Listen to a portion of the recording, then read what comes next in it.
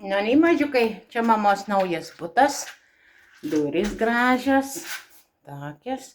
Šiaip tai butas senas labai, bet nieko, žiūrėk, grindys, lempos yra gerai, koridoriuje šitos visos. Tai žiūrėk, matė huonė įso, tosta, suihku, pesukone. Tai laus. Yksi huone. Čia bus tavo kambarys. Arba mano miegamasis, nežinau, arba darbo kambarys, arba šitas kitas kambarys.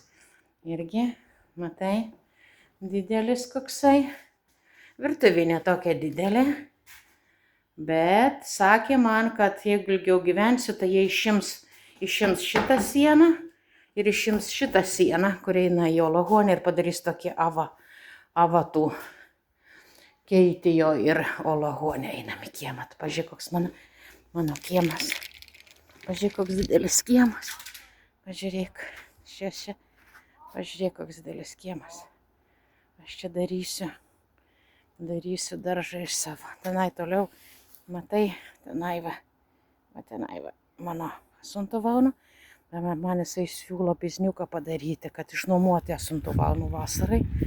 Gal gerai ir turėsiu už ką susimokėti ir nuomą ir grinų gausiu pinigų. Tai va, ten mūsų draugai guli čia.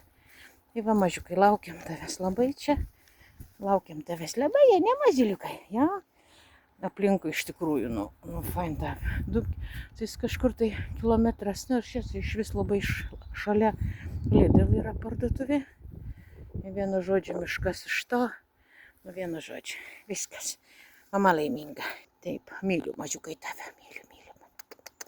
Tu mano gražutis. Ja, gerai, viskas.